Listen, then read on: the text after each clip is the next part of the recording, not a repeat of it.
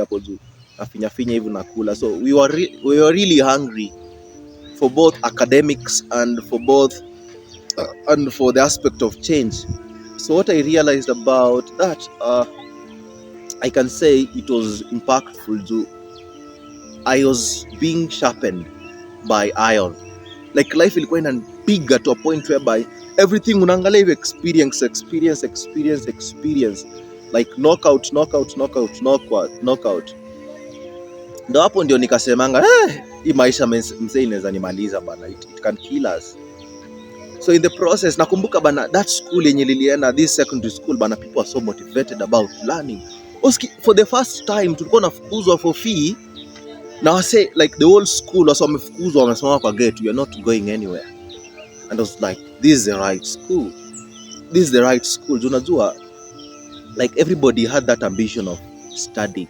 There's a day bana, tulikuwa na nini, baby sijawaambia hii, we used to hide on top of trees. So tulikuwa naamka hapo around 3 to 4 kama prince hajaamka, na tunaenda hapo juu tunajificha tu because of the aspect of fee. Tulikuwa nataka that aspect ati akiamka asubuhi, unajua prince peke yake ndiye alikuwa anakuja hapo na wati wanasimama kwa gate, kuja where's your fee. I was once slapped. I told my dad this, and by then alinichekanga. I was slapped by the principal juu ya fee, and it was painful. Telling someone something that affects you, and naye anacheka. Wanaume, surely men tuliwakosea wapi men? So hadi shosha yangu by then alichekanga hiyo story vile I was slapped. So I basically learned that Prince before amke, si ndo tulikuwa tunamtangulia. So tulikuwa tunaamka tunapanda hapo kwa mti, and there's this day I was literally shocked. Bana, kulikuwa na dem kwa mti, and I was like, even a lady can climb a tree. Naona ilikuwa so fun. So tulikuwa tunajificha hapo, kuna wengine walikuwa wanajificha kwa choo, kuna wengine wanajificha kwa bush, kuna wengine wanapanda mti, wengine walikuwa wanapanda hadi juu ya mabati tu wajifiche, ndio Prince akimaliza warudi class wasome. And I love that about, unaona. So it happened. By the I can say these ladies literally loved me. They couldn't say it, but I could see from their expressions. From that lady Irene Molen, I became by the someone who was clean. Marashi ilikuwa napiga like daily baths, unaona, kungara, like my outspoken nature, the communication aspect that I had learned, how to negotiate, how to interact with people. Unajua ile time ilikuanga sheng, and by the ilikuwa nakana hivi na msee, hata kiongea buda toka hapa, safisha, unaona, sitakupasua hapa, because we didn't love people who are growing. Unaona, that's life. People never love you when you're growing. So in this class bana, alikuwa anakaa mbele like my Marashi, you know, the other boys wako nje wanacheza na chupa, they're kicking balls. But due to the fact that I was painful and bitter about repeating, nilikuwa tu daro bana. So ladies could come, take msee, swende ucheze, swende toka hata uende utembee na watu, go do something else. Hadi walimu walikuwa wanashangaa msee atoki class. But nilikuwa naenda kutoka hivi class, nafika hivi kwa mlango nakumbuka umesahau kitu imekuleta, and I go back to reading. So I had a hard time with ladies, bearing to the fact that lilianzanga kukaa kwa window. So unajua ladies could just come, sasa kuna call, and I knew the intentions, wanakuja tu kusumbua, unaona. And I came to realize in a school that people are forbidden to do something, that hiyo ni kitu wanafanya kabisa. Ukiangalia hata things related to bang, watu kikataza usivute bando wanavuta kabisa. So in that school pia, kwanza watu walikuwa na bondo, if you are in a relationship una bondo hadi unafukuzwa uende kwenu. So hapo ndio bana nimekaa hivi, and the ladies, unajua sasa hiyo mahanja miko mob, afu unajua tulikuwa day schooling. So I was like focused, I wanna do chemistry, I wanna do maths. Maths bado ski nimerepeat na bado napata ma 20 ma 04. So karatasi ni ile inaletwanga kai inakunjwa hivi, Victor Wino inakuja kai inakunjwa hivi. So everything happened as a game changer one Saturday, whereby kuna this mwalimu who is now my friend, Mr. Kevin, alikuwa anakuja na paper ya biology, a cat, and I was like, oh my god, Saturday unakuja na cat, si saini saa watu kurelax. And by there I remember nilisema hii ndaifanya for the sake of doing. Ni aje hata utuambia tunaleta cut, so all of a sudden unaleta cut. So this mwalimu came na hii cut yake na ikabidi tu nimeifanya hivyo tu, like without even reading. And it happened that nilikuja number 1 in that cut, biology. And I was like, ngoja, sijasoma hii stuff na mimi ndo nimechukua number 1. And nilichukua number 1 with a good mark, 76%. Like sijasoma, like na mimi ndo hii nimepita hii stuff. What if I add more effort into this? What if I start concentrating my energy into this? And I remember the best student who used to top in biology came to me and told me, niaje Vic, kwani wase wakisimama wengine huwa wanapita? And sikuwa naelewa what he was saying, and I was like, what is this guy saying? And after some two days I realized that this boy alikuwa ameumwa. And I was like, God, kama ameumwa, I really need to do more. And I said to myself and to my deskmates that from this day forward, I'll never allow somebody to take this position. Like biology ni yangu sasa. Unaona? So nikakuwa guru in biology to a point whereby you could attack me at any time with an essay, 20 mark essay. But then nilishika essays zote with a 20 mark essay, and I could explain for you the process of the eye, process of hearing, the digestion, process of photosynthesis, osmosis, homeostasis. Lilipenda the person who I was starting to become, because people started liking me, not because of what I was doing, but because of the person who I was becoming. So hapo ndo nikaanza like literally say I have a gauge of going to campus. This is what I need to do. So nikajipanganga fiti kila kitu, my academics, to a point whereby I was called to University of Kabianga. It's not a bad school, by the way. It's how you perceive it, because from me it's making me money. From the people, the assets that are there, University of Kabianga, it made me money. So I joined as a first year. And mwili ni nani? Mwili husahau chungu, by the way. Mwili husahau shida. Fika campus, due to the very fact that our teachers gave us a wrong perception of campus, that huko ni raha tu, nilikuza na kale ka form ya raha. And from the way I used to dress, it was dressing not for me but to fit other people's desire, so that other people could love me, other people could appreciate me, ladies could love me. And it really cost me like money. Like kila saa lazima niende kwa kinyozi, lazima nivae hii, kila saa uko kwa soko umeinama like the other nini. No, it cost sana, like trying to please. And in my first 2 weeks I was in a relationship and heartbroken tena. Sasa place nilishona another lady. First of all, she was a lawyer. She's so beautiful, Adisa. She was a lawyer. And do you know how she broke up with me? And I usually thank Irene Mole. She's on Facebook. You can visit her profile.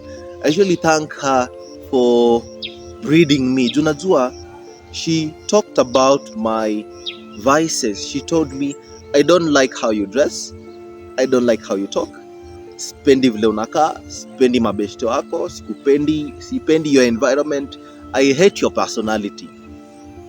Akaniachanga hivyo.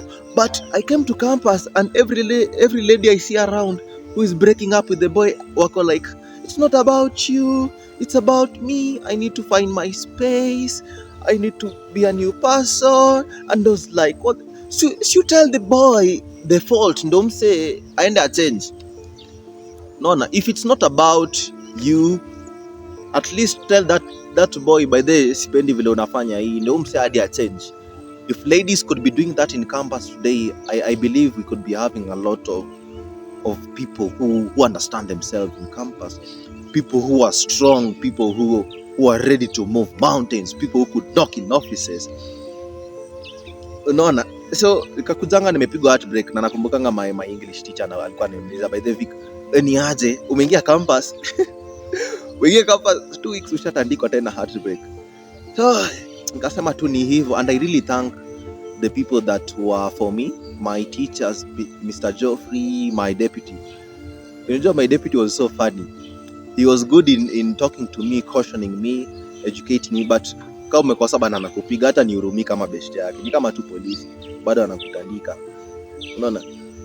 So the main aspect that built me was the people around me, like hata see the people within my age, people above my age, people who could come and to me and say, by the uko fiti hapa, by the this is what you can do better, by the change on that, by the try that, by the don't do that. And it has helped me like a lot, imenisaidia sana. And I used to see this in campus from my lecturers. Unajua when people are going to those offices to ask about the profession that they're doing, accounting, communication, mimi sikuwa naenda kufanya hizo vitu. In fact, mwalimu wetu wa French alikuwa anatoka hivi, mimi nasahau kitu anasema, but I used to go there due to her stories, because of her personal life, because I could understand that.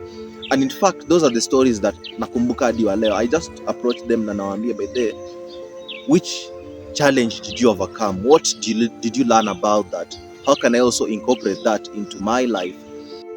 So ladies and gentlemen, because I was still focused in campus, I happened to have gotten an attachment when I was still a first year. Ile hardship yote nilikuwa nimepitia in high school, like I literally wanted to be the best. I wanted to like to go to campus and do something that will one day blow me out. No. So in campus nikaanza kupata new concepts about, it's not about the degree, it's about the experience. And so in first year I looked for a way to get an attachment, na nilipatanga an attachment during my first long holiday. So it was literally hard by the, I can't say the attachment was hard, but life was hard by the. Unajua that time uko ubao kwa tato kubao when first year, kuna vitu zingine unasikia like what's that life in Nairobi, the traffic, unatoka job 5 lakini unafika saa 4. Unaona, at the time nilikuwa nasema by this time ningekuwa nalala, naamka 4 but nafika job around 8:30. Unajua kwa nini? Because of that traffic. So at first year, because vile nilikuwa nimeingia with that notion of I wanted to become better, it was all about the degree.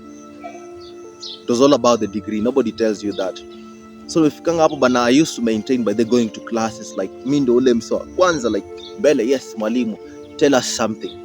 No, which new concept should we start practicing?